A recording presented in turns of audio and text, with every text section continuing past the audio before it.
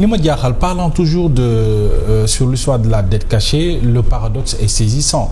Aujourd'hui, plusieurs de nos hauts fonctionnaires yi nekkoon ca jamono ba ngeen di wax la ñu def dette cachée bi aujourd'hui sont reconduits ci gouvernement bi. Est-ce que loolu it du ëlëm xelu askan wi déggoon naa sax kenn ci ñoom di wax ne ñoom ñëpp la ñuy dribbler, mais est-ce suffisant pour évidemment reconduire hauts fonctionnaires yooyu ci nga xam ci bu ñu xamee ne gunge woon nañu régime bi jàll te yéen nee ngeen ne ci jamono yooyu la ñu def la dette cachée. Ok, merci beaucoup Mohamed. Bon, d'abord maa ngi nuyu sama vis-à-vis docteur Samba. Vraiment kontaan si daje yow si émission bi. vraiment di la suivre aussi. di la féliciter si intervention yi pertinente yi ngay def. mais dama bëggoon a dellu si avant de répondre à la question sur ce qu'il vient de dire. mooy tout d'abord la communauté internationale et le Sénégal aujourd'hui ont reconnu qu'il y a une dette cachée au Sénégal. donc loolu il faut ñu admettre ko ñun ñëpp que FMI donc ak partenaires internationaux ak Sénégal c'est-à-dire le gouvernement officiellement nous reconnaissons l'existence d'une dette cachée pour un montant de plus de 7 000 milliards de dollars. donc loolu moom je pense que nekkatul sax kenn weranteetu si loolu am na léegi na beneen affaire mooy am na mais je vois que jusqu'à présent am na ñu koy analyser di wax ne non dañ ko tuddee dette cachée mais nekkul dette cachée. bon le docteur il a parlé de dette hors bilan et tout ça mais dama bëgg ñëwaat si loolu xam nga mooy je t'ai rappelé tout à l'heure ne la une dette cachée c'est une violation des articles, c'est une violation de la loi organique relative à la loi des finances. Loi xam nga loi moom boo ko violé rek xam nga violation de loi xam nga loolu waaw loolu délit la au moins c'est un délit. alors léegi violation wu article yooyu article 4 6 8 9 48 et 51 et 52 violation wu disposition yooyu de la loi organique moom mooy créer une dette cachée mooy une dette qui soit elle n'est pas autorisée par l'Assemblée, soit elle n'a pas été déclarée, soit elle n'a pas été bien enregistrée. donc situation yooyu la ñu nekk léegi moom li muy wax c'est différent d'une dette cachée. Une dette hors bilan c'est défini toujours par la loi organique relative à la loi des finances en ses articles 50 et 53. Il dit que donc ce sont des engagements qui peuvent aboutir potentiellement ou conditionnellement à une dette. donc engagement la tey. oui. mais nekkagul dette. mi ngi nekk dette lorsque ces engagements-là seront exigibles. oui. seront exigibles. Par exemple boo demee ci ay contrat de partenariat public-privé.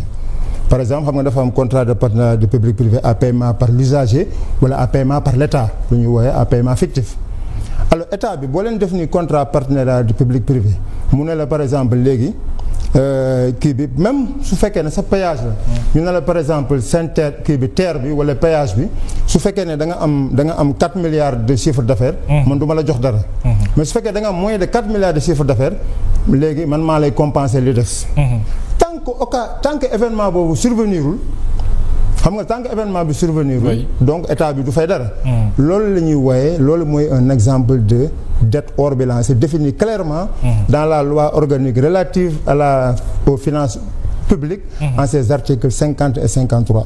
donc soyons clairs, ce que vous appelez dette hors bilan n'a rien à voir avec ce que la Cour des comptes, le FMI, l'IGF, tout le monde considère comme une dette cachée.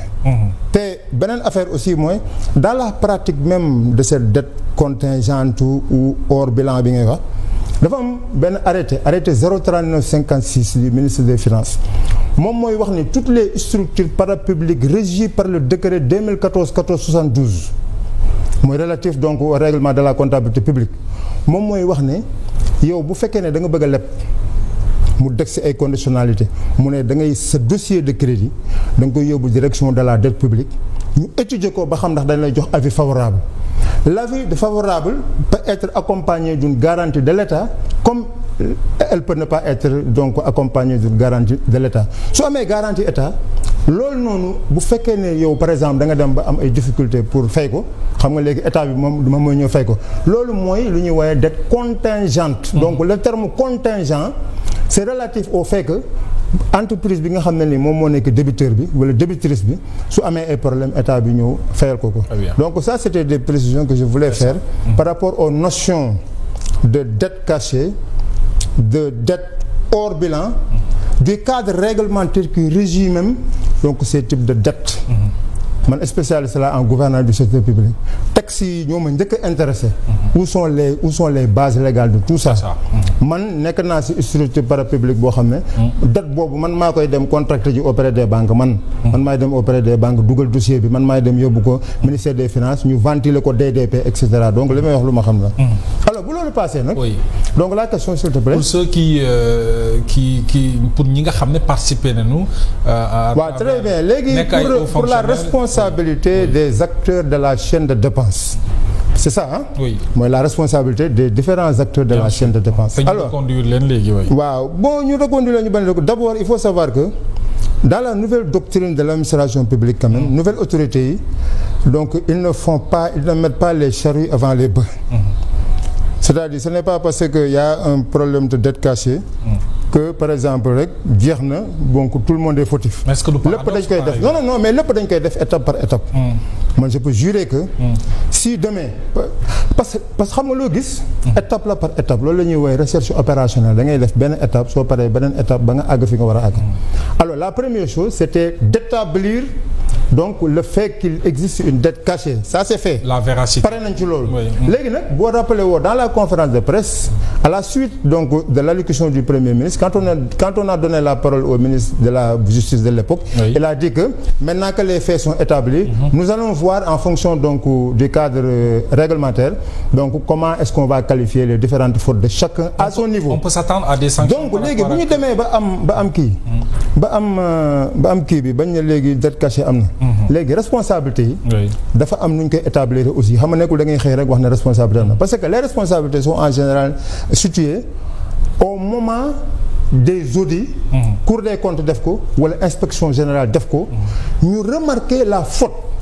Par exemple je te dis quelque chose un comptable par exemple si on remarque que dans cette dette cachée là par exemple un comptable est fautif kooku ñaari sanction la dañ koy mettre en débet mu fay montant boobu yëpp ba pare ñu doo ko tëj.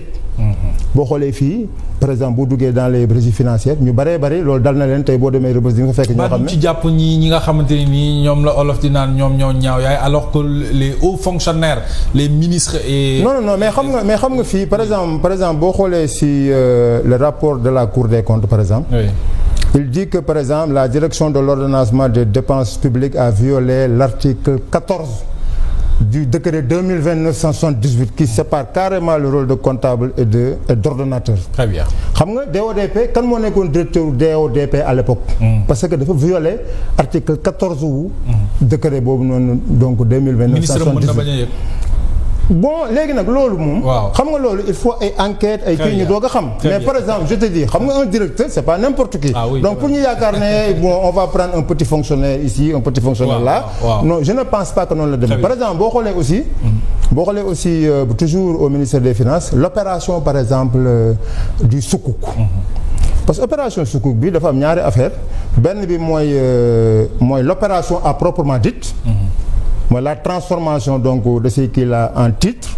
mais li ci gën a am importance mooy la disparition des 114 milliards loolu moo ci gën a garaaw te loolu mi ngi xewee diggante benn banque pour ne pas citer son nom DGB direction générale du budget ak direction générale de la comptabilité publique et du trésor bu justice jógee tey wax ne dafa bëgg a retracer 114 milliards yooyu nu muy def mooy différents acteurs yooyu noonu la ñuy dem xoole alors si on établit que tel ou tel daf ci fauté wala moo lekk xaalis wala yooyu mais bien évidemment yoon dina def liggéeyam.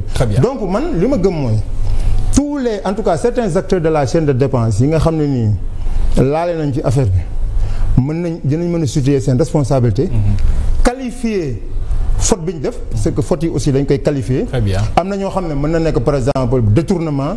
mën na nekk mauvaise gestion. mën na nekk non respect de dispositions administratives. bu mu ci mën a nekk rek ak kii. Très bien. Alors les sanctionner. Sous ce registre est-ce que la non-publication du rapport du cabinet Mazars ne poserait pas problème parce que boobu léegi ñu ngi koy xaar et on l'a fait je le rappelle ci xaalisu contribuable yi sa non-publication est-ce que du pose problème actuellement que cherche-t-on à cacher par exemple. Bon loolu gis naa c'est une interprétation mais qui ne repose en réalité sur rien du tout parce que administration aussi.